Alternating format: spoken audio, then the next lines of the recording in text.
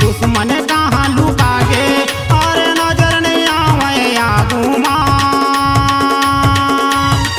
सतनामी बेटायन चीर देबो रे लड़के देख खाड़ा माँ। सतनामी बेटायन चीर देबो रे लड़के देख खाड़ा माँ।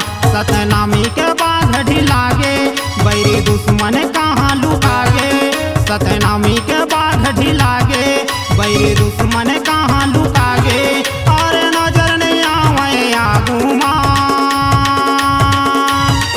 सतनामी बेटायन चीर देबो रे लड़के देख खाड़ा माँ। सतनामी बेटायन चीर देबो रे लड़के देख खाड़ा माँ।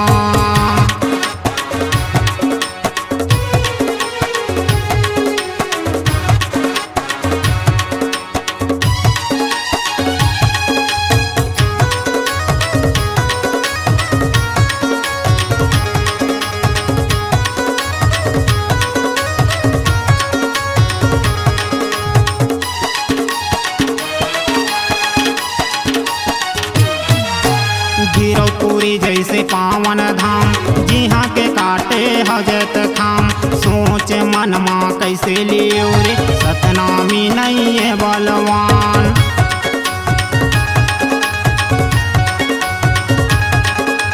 औरा बांधक माटी गवाही हमार ऊपर अत्याचार के। रटपट भागे बैरी दुई सतनामी दहाड़ में भाग भाग बैरी चिल्लाए। बैरी दुश्मन कहाँ लुकाए भाग भाग बैरी चिल्लाए। बैरी दुश्मन कहाँ लुकाए और नजर नहीं आवे आगुमा। सतनामी बेटायन चीर देबो रे लड़के देख खाड़ा माँ। सतनामी बेटायन चीर देबो रे लड़के देख खाड़ा माँ।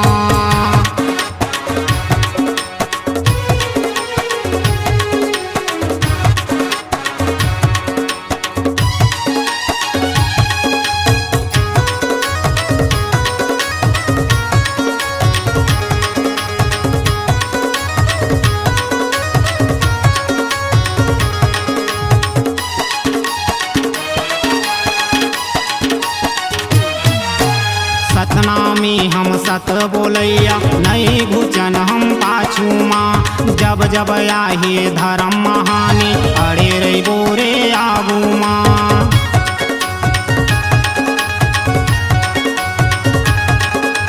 धर्म पूरा ये बलौदा गवाही हमार ऊपर अत्याचार के। संत समाज हमार अड़े है अपन सीना तान के। भाग भाग बैरी चिल्लाए बैरी दुश्मन कहाँ लुकाए। भाग भाग बैरी चिल्लाए बैरी दुश्मन कहाँ लुकाए और नजर नहीं आवे आगुमा। सतनामी बेटायन चीर देबो रे लड़के देख खाड़ा माँ। सतनामी बेटायन चीर देबो रे लड़के देख खाड़ा माँ। सतनामी बेटायन चीर देबो रे लड़के देख खाड़ा माँ। सतनामी बेटायन चीर देबो रे लड़के देख खाड़ा।